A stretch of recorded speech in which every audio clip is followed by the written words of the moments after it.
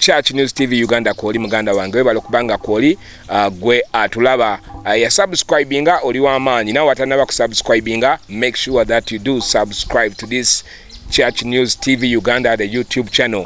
This time around tuli mu bitundu byeno eseta mukono gye tugenda okusinzira okubanga tukunyumiza nga tuwayamu wamu ne mukwano gwaffe omukubi w'enguliko omukubi w'endongo omuyimbi w'ennyimba eza gospel ow'amaanyi olwaliro gwe tukuleetedde ku table. Ate nawe ali obuuyo oba okyayinza okusindika message yo wansi wa video eno ng'osaba celebrity ki gwe wali yagadde okubanga tukuleetera wano ku Church News TV Uganda obeerenga omanya ebimufaako oba ebimukwatako. Tusanyusa okulabako ku show. Kale sebo mwami Brian Kagati. Owa bitambula bitya? Bitambula bulungi si bibi. Owange bitambula. Omwaka gukutambulidde gutya guli oguwedde 2 tegwabadde mwangu nnyo naye twebaza Mukama nti twaguyiseemu tukyali balamu. Okay, mbadde ngamba nti tegwakutambulidde bubi kubanga mmwe mwali mutugabira akawunga ebintu byalimu birungi side eyo. Nange saakafuna naye Mukama yaliwo ku lwange n'agabirira. Church News TV Uganda omulabyo mulungi yaleetaze okutegeera tulinaani olunaku lwaleero. Omukyala bamuyita Princess Mwewa Teddy Kyangada. Omulundi omulala gumu bampita Princess Mwewa Teddy Kyangada. Princess Mwewa Teddy Kyangada. Kyangada lye lya taata. Kyangada lya mwami nalifuna maze kufumbira. Oli mu kintu munda kakati nomunego abadde alaba ng'olowooza nti oba ndi mukyala mufumbo kagwamu dda. Okay, mpozi omulabyo mulungi yaleetaze okutegeera Princess Mwewa Teddy Kyangada yaliwo oyo mukyala muyimbi mukyala ayagala Katonda mukyala ayagala nnyo abantu. Amina sebo. Waliwo yaŋŋamba mbu abakyala abayimbi temutera kwagala kuweereza mu makanisa g'ewammwe. Tuweereza. Oli muweereza gwe mu church? Yes sebo. Osabira wayi? Nsabira mu Prayer Room Church enantabuulirwa. Seeta. Okay. Yes sebo. Eno yennyini ewammwe gy'osabira? Era nga musumba wange ye Pastor Julius Okechi. Okay. Ne mami mukyala we mami Beatrice Okechi. Wow, ekyo nga kiri kisufu nnyo. Kakati omulabyo omulungi yali agadde okutegeera ng'ogyeko ebyo Princess Mwewa Teddy Kyangada ye yaliwa ddala obuto bwe bwali butya azaalibwawa era azaalibwani? Neyanziza sebo omukyala ono gwe mulaba obuto bwange nakulira walala. Okay. Naye nga omwami anzaala gyali newankubadde nga omukyala yafa awummule mirembe. Naye nga banzaala Kamuli eyo wansi eyo bayitayo Butende. Yesebo. Okay. Era gye wakulira? No, nakulira Malabba oluvannyuma lwa mami waffe okufa sisita wange nankuza kati ewaffe ngendayo nkuze nga nkulidde ddala nga naatera okufumbirwa. Yes, wagenda kufunira mwami? Nayagala manyire ddala obugazi bw'ekika kyange bwe kiri. Okay. Kuba waneeno mu buto nali sibamanyi. Kuba ndooza nkoma okumanya taata wange nga ndina emyaka 3. Kati ate maama wange agenda okufa nga ndina emyaka 5. Yakeera. Kati nenkula ne sisita wange mpaka bwe nakula. Ekiseera bwe kyatuuka ekyokwagala okufumbirwa nendyoka ndowooza ogendako ewa muzeeyi. Yes sebo. Wow, mawulire malungi. Kakati olwo mu buto obwo ojjukira kiki kye wali osinga okwagala? Kiki ekyasinganga okukunyumira oba kye wasinganga okwagala mu buto obwo? Mu buto bwange era nayagalanga nnyo okuyimba, okulwana. Okay. Ali mukyala mulwanyi? Nedda kati sikyali. Naye nga wali musambaganyi? Nga nwana ne baganda bange abakulu kuba nze yali omuto nga nkola ffujjo lyonna. Naye nga bw'olwana owangula oba nga bakuwangula? Nedda nga bankuba n'enkaaba kati ate baaba bwajja n'atukuba ffenna. Okay, tukulabyawo. Yes sebo. Tukulabyawo kakati nze n'oli omulabi omulungi twalyetaaze okumanya Princess Teddy Mwewa Kyangada alokoka ddi era ekise kye ky'obulokozi kimutomera ddi? Nalokoka mu mwaka gwa 2007. Nali muto nnyo we nalokokera. Okay. Yesebo. Olungo obeerawa? Nga mbeera Malaba yennyini. Malaba. Yesebo. Kati ojja otya okulokoka? Wakeera bukezi noganze ndokose? Kyandeetera okulokoka nasabiranga nnyo mu kyaki z'abalokole naye ng'ekintwalayo music nga bwe ntunulira abaana abayimba abato nga bayimba bulungi nga binnyumira nga nsaba busabi. Kati lwali olwo omusumba n'agamba abannaye abasinga musabye emyaka mingi naye temwagala kulokoka, wandibadde okkiriza Yesu Kristo n'okola ki n'alokola obulamu bwo. Kati nga ntudde awo bintanya ngamba oba ŋŋende leero oba ŋŋende. Kyali bwe kityo n'eŋŋenda yali church. N'olokoka? N'endokoka church eyo bagiyita Teenagers Church ekyali ye Malaba. Y'abatiini bokka? Yali y'abatiini ati baali baana nga bavubuka nga be baliyo naye kati musabiramu n'abakulu.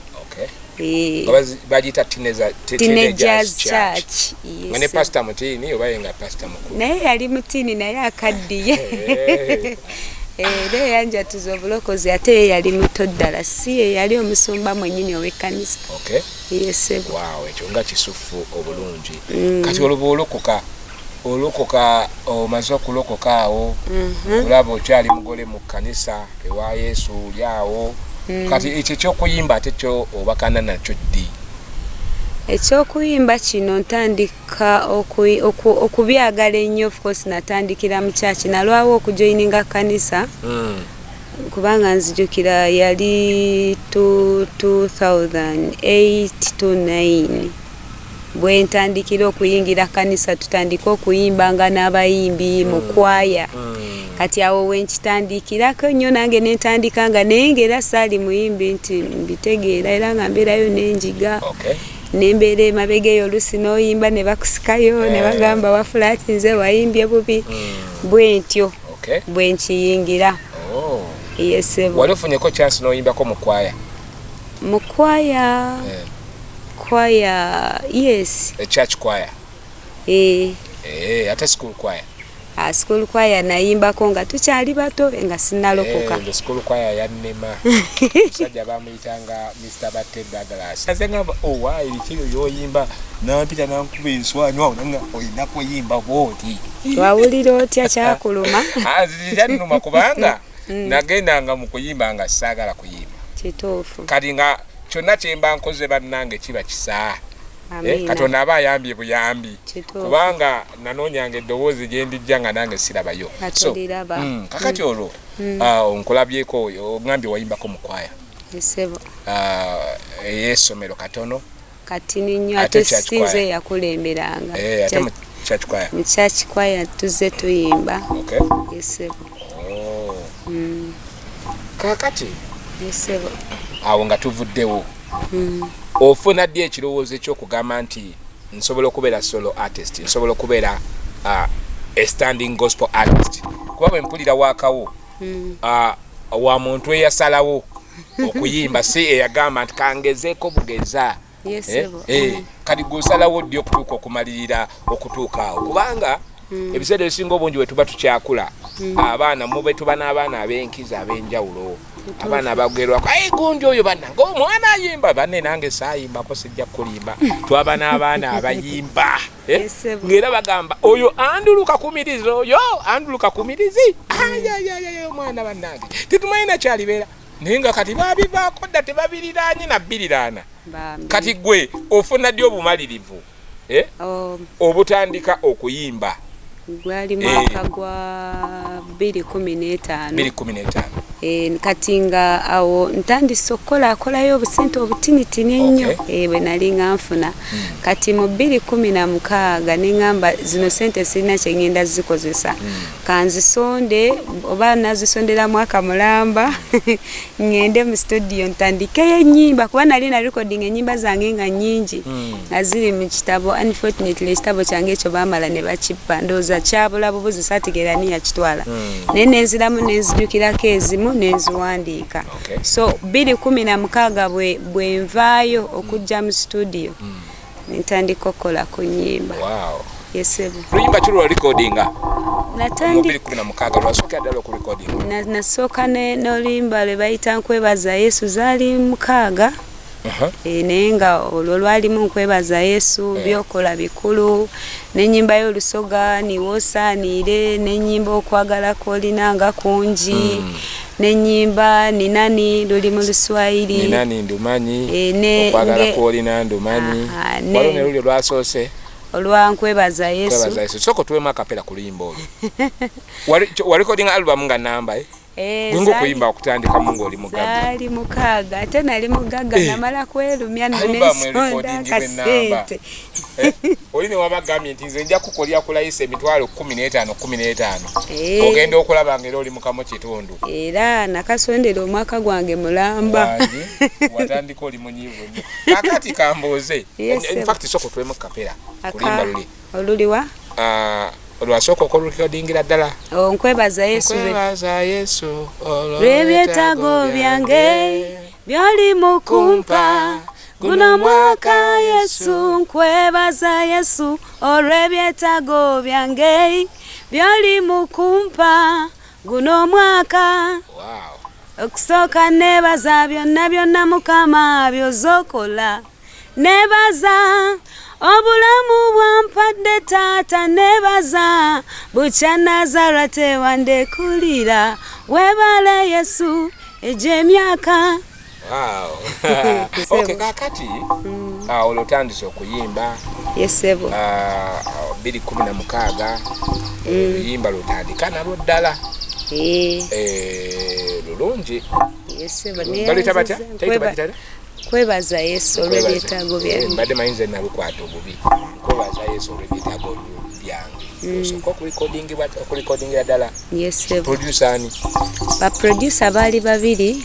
Bwagabanya album emu. Abankubira ennyimba ezo, omu bamuyita producer Kasagga. Omulala ye Joff. Mu studio gye bayita Jesse. Same studio? Yesebo. Jesse Njimani. Jesse Records. Eri mitono byawa kibuye? No, Katwe. Opposite Muganzi Razza. Okay. Yesebo. Ndabikamba manya abantu abo. Bebo ba producer abasookera ddala okunkolereza ennyimba. Wow. Olongo obeera wa? Nga mbeera Kuumi. Ng'ova Kuumi? Nga nvaayo anti kati nalina brother wange Kampala side ze ye Kasanje. Kati najja nempumula lumu mugundi ng'omwaka guggwako ningamba akasente kange kano kenkoze kangende ntandikire ebiseera ebyo nali mpulirizanga nnyo Impact FM. Kati wentegerera abantu bano abajjesi. Kakati 2016 era nkyabuuza olwotandise okuyimba awo orecordinze singo yeyo nungi. Kinewunisizza nti gyate gye wasooka. In fact zinali manyi ogenda okukola eyo ng'okozeeyo ne ku nnyimba endala awo. Naye bwe kibanga bwe kiri kati abayimbi ki abaali ab'amaanyi nga mu 2016 woyingirira nga bo bwe babalanga ku concert oba ogamba nteeka okubaayo. Omukyala gwe bayita Judith Babiri eyali nze ku lwange yali ayimba. Yesebo. Then nga mpuliranga omuyimbi gwe bayita Danjero Busulwa. Oyo mwami. Then Pastor Wilson Bugembe, omwami gwe bayita Twina Habati. Abo abaami yabakyala njogedde omu yekka bannaye. Kama nsasire kujikira nedda bangi naye. Okay, otyali ku Church News TV Uganda. Tell that story tunyumize. Gwatanaba ku subscribinga mukwano gwange nkugamba nti subscribinga ku channel eno. Eno channel yokajja osanga stories and news about our very own Christian celebrities. Nga era n'omulundi guno gwa leero Princess Teddy Mwewa Kyangada. Okay. Teddy Kyangada. Wanjise. Tunyumize. Kakati olwo 2016 otandise okubi otuuse wano tolinga myaka kati giri myaka emeka since 2016 myaka ngena etaano giweze 16 17 18 19 21 mubaze kale bwe gibeera bwe gityo wayina kubiruubirirwa ng'otandika ebiruubirirwa nali mbirina kakati walezeekaawo nowejjusa nti lwaki watandika okuyimba gospel music? No, mbadde sinaba kwejjusa. Nenga osuubira? No. Omwaka ogujjayo? Nedda sijja kwejjusa kuba kyo nkyagala. Kikola okyagala? N'omutima gwonna. Okay. Yes. Kakati mu myaka 5 okuva kati Princess Teddy Mwewachanga omulaba wa? Omukyalo oyo mulaba nga atambula amawanga ng'aweereza Katonda okusingako wano mu Uganda. Okay. Yes, sebo. Amina. Amina. Kama kiwulidde. Yes, sebo. Njagala nkubuuze kiki ekikufuula enjawulo okwawukanako ku bayimbi abalala? Mukolo Brian ogambye ki? Kiki ekikufuula enjawulo okwawukana ku bayimbi banna aba gospel? Ndi musinza nnyo. Yinkulukutira nnyo mu kusinza. Okay. Okusingako ekirala. Okay. Yes, sebo. Oli worshiper. Ojeko kuba nti recordinga music ono gwokola? Yes, sebo. Ekyo nno kinsanyusizza. Kuba abamu bw'atandika okurecordingayo waakowuwe atandika kuba bibyembo bya kikugu abalaba mbu worshiper amuzza emabega. Era eriyo abangamba nga otandise music n'ebyo byoyimba byebasa abantu naye nga nze kyenkola nkyagala. Yes, sebo. Naye ku byonna lwaki wasalawo okuyimba gospel? Kuba ndaba eri secular music atunda kiralu ate neno gospel atunda naye ng'oli organized ekimala. Kakati ate bw'osangibwa nga toli organized gospel music tatundirako ddala nga toli organized yadde. Kituufu. So kakati gwe lwaki wasalawo kuyimba gospel n'oleka secular music?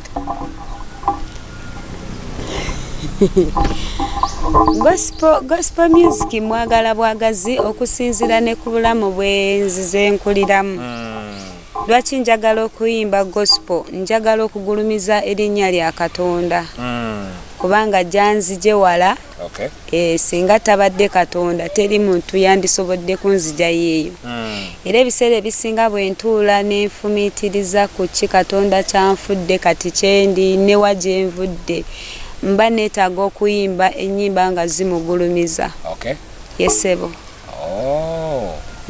Kati nenjagala nkubuuze neera wano tukulabye nga okulukukira nnyo mu kwagala okusinza.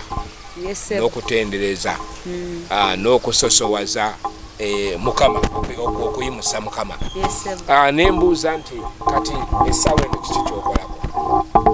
Muki? Tugeze musically, what are your plans now? Kiki kyoliko kati? Kiki kyobala? Kakikoobala, Mbala bungi. Bungi naye. Omuli kinaki? Njagala kweyongera nga ngulumiza erinnya lya Katonda nsobole okutegeeza n'abo ababadde tebamumanyi abatamutegeera basobole okuba nga bategeera. Yes, sebo. Okkiririza mu kutegeka concerts mu church yokka nti kyekyobwa Katonda oba concert ne bebe etwaliddwa tugambe mu sports ground oba mu arena oba mu theatre oba mu auditorium yonna nti esigala Christian concert? Yes, sebo. Esigala eri Christian concert. Yes, esigala waliwo nti abamu baga nti omulokole ayina kukola concert ye ng'eri mu church era mbasisinkanyeko bedda manyi oli omu kwabo. No. Ate si bwe ndowooza nze. Kyalibadde kirungi, kyalibadde kituufu okukikola bw'otyo oba? kiba kirungi tekiba kibi. Tekiri mu sitaani. Tekiri mu sitaani. Yesebo. Okay, okyali ku Church News TV Uganda. Tell that story tunyumize wamu nange Mpaji given Brian Kagati the gospel music apostle. Weebala okubanga kwoli owuliriza ate bw'otulaba. Okitegedde wattu. Mwebale nnyo mwebale eddala. Mukola kyamaanyi nnyo nnyini ddala. Church News TV Uganda. Tannaba subscribinga leero. Ate naawe ali mu kulaba dropping aka comment ko wansaawo about this show. N'ekirala oli wa ddembe okutuwandikira wansaawo nga tusaba celebrity, Christian celebrity yenna gw'oyagala okubanga tukukyaliza wano. Tuwagenze n'otwanjulira amannya ago n'otugaa nti gwe Princess Teddy Mwewa. Princess Teddy Mwewa. Princess Mwewa Teddy Kyangada. Princess Mwewa Teddy Kyangada. Kati Kyangada ogambe watugambe mwami wo. Yesebo. Nalifuna nfumbiddwa nalinga Princess Mwewa Teddy. Okay. Yesebo. Kati okay, Mr. Kyangada yali wa musumba ye producer wo. Yani omwami wange si musumba naye muweereza mu church gye nsabiramu. Bamuyitana amanya ge yenga ye Kyangada Mark Paulo. Mark Paulo. Yesebo. Kyangada Mark Paulo. Yesebo. Kakati muyinayo ku baana? Abaana tulina bangi ddala. Wow, nga muweereddwa omukisa balinga mu 10 bameka? Nedda tebannawera 10. Ugambye bali abaana. Okay. Yesebo. Wow. Kale nekuyingira mu nyene nga twali agadde okumanya muli mutyawo. Tuli bulungi. Muli bulungi. Yesebo. Okay, kakati bwebale kubanga kwoli kyokola kyamaanyi. Tannaba kusubscribinga sigenda kukowa kujjukiza kusubscribinga kikole kuba kirimo omukisa gwe. Eno channel yokka gy'osangako ba Christian celebrities n'obulamu bwabwe bwonna. Okitegedde? So kakati olunaku olwaleero tuli seeta nga bwe nakutegeezezaako tuli eno seeta n'omukyalo ono Princess Mwewa Teddy Kyangada. Okay. Princess Mwewa Teddy Kyangada. Ebbanga lyomaze mu kisaawe ky'okuyimba ndaba since 2016 emyaka giba gitambudde. Yesebo. Tulabyeko abangi oli n'atandika okuyimba gospel music myezi bwezi oba mwaka gumu n'abivaako. Yesebo. Kati gwe kiki ekikuwaniridde obutabivaako oba obutabivaamu oba obutasala kudda ku ludda lulala? Oyinayo ekibiina ky'ebyobufuzi ekikuteekamu ssente?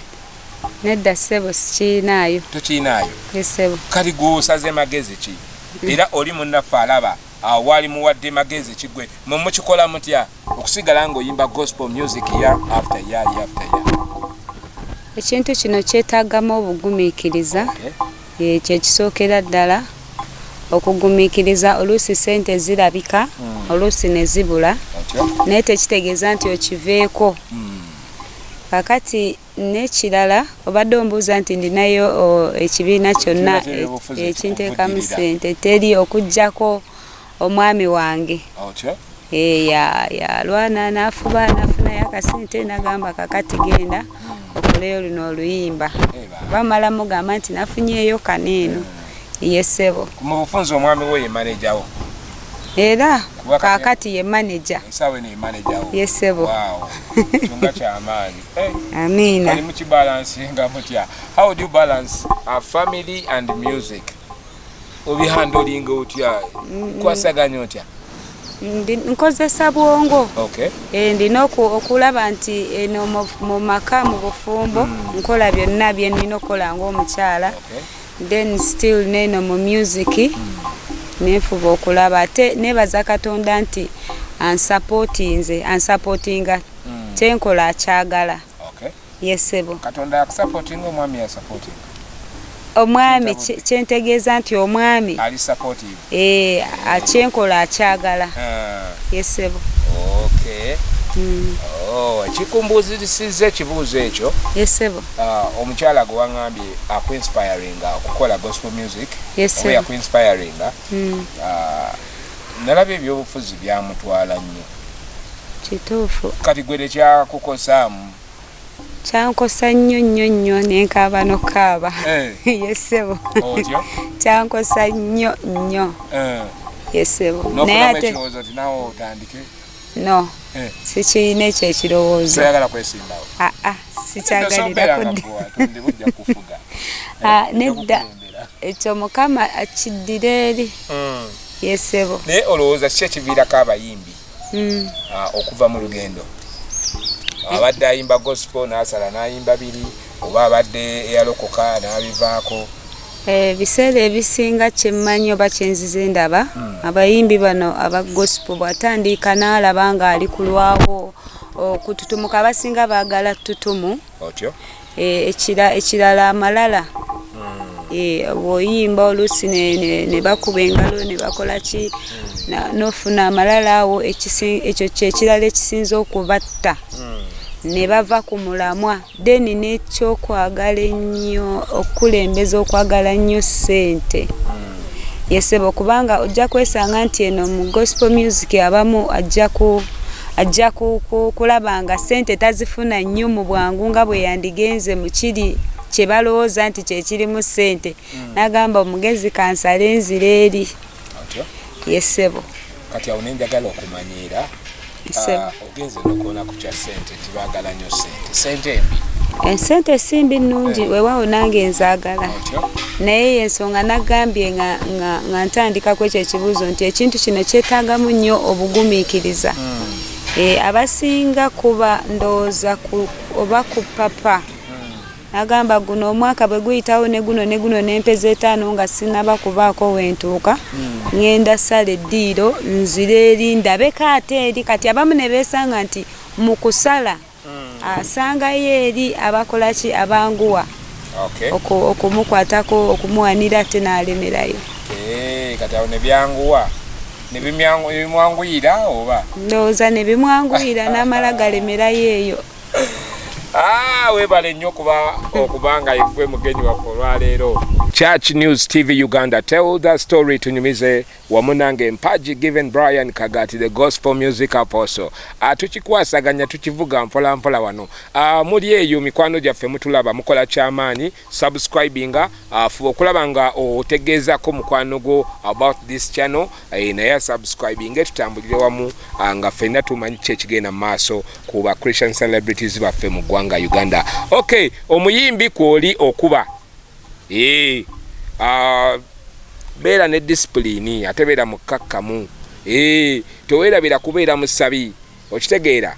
Manya amaanyi go we gava, manya ensulo ey'amazzi amalama agakufudde okubaaliko okuba ow'amaanyi weeri. Tosuula nsulo, toweerabira mugendo, toweerabira nsulo, tova ku soosi kubanga ojja kuva ku mugendo. Dozo kitegedde. Kakati ate naawe muganda wange yanafuwa munga wali okikola weewaawo mwebale kubanga gye muli side eyo mutulaba naye nga n'omuti bwe gutemebwa wabaawo essuubi okuloka nate. Kitegedde nanti kakati Princess Teddy Mwewa Anjisebo olwaleero waliwo abayimbi abaliko. Yesebo oyina b'omanyi nga kwebali? Mbamanyi. Waawo tombuulira ani naye kale kwebali. Ate bwe tuddako side era emabega twalinayo ab'amaanyi bangi nnyo. Ngolwaleero tukale tubawulira nnyo naye nga yakaba amaanyi gye bali ng'ekibafuula okuba nti tobawulira nnyo abwe buvunaanyizibwa Mukama bwe yabeesigisa ne bubatwalako ebiseera ebimu bye bawanga music ngolwaleero tebakyabulina nnyo bwa music. Naye ate ne wabeerawo ne bano abanafuwamu obunafuyi olw'ebyembeera y'ensi eno nga bw'ogimanyi. Okitegeera? So okkiriza nti waliyo n'abayimbi abaagwa? Gye bali sebo. Gye bali. Okay, kakati bubaka ki bwe wali yagadde okulekera abayimbi abaliko n'abaagwa? Obubaka bwe nsobola obbalekera n'abaliko. Abaliko. Kweyongerako ekyo ekibadde kibakuuma okubanga kwebali. Okay. Okusaba nnyo n'okwesiga Katonda. Okay. Yesebo. Amina. Yesebo. Ate abaagwa? Abaagwa nti abantu abasinga okugwa kwe bagwamu kuba kwanjawulo. Okay. Yesebo kati eriyo abasobola okugwa nga alemereddwa okutegeeragana oluusi n'omuntu abadde amukwatiriddeko okumutuusa ku ekyo kyaliko obanga baatabukamu. Kati omuntu bw'atyo oba olina okutegeeragana n'oli oba wamusobya oba yakusobya ne mutegeeragana bw'oba wakola ensobi n'oddayo ne weetonda then eriyo n'abalala abaggwanga ekibasudde kibadde kibi ddayo mu maaso ga Katonda wenenye kubanga Bayibuli erina wetugamba nti jjukira bwe wagwira wenenye Katonda wakisa era amala n'akomyawo. Amina ate mu maanyi amangi. Yesebo. Kakati Princess Teddy Mwewa. Yesebo. Wano waneno mu bulamu. Yesebo. Kale kigize bulungi kiriza ngenze n'ekikyo sijja kwongerako kati mu bigambo ebitonotono kimu bibiri Abubaka Kibuwali yagadde okutulekera ffenna abali mu kulaba Church News TV essaawa eno. Nja kusookera ddala okubeebaza ababadde batulaba mwebale kubanga mutulaba Mukama abaweere ddala omukisa ogw'amaanyi mpozi nga mbagamba nti tweyongere okubanga twagala Katonda n'emitima gyaffe gyonna ebintu ebisinga bijja kubanga bitwanguyira. Yesebo. Okwekumira mu Katonda okumwesiga. Yesebo.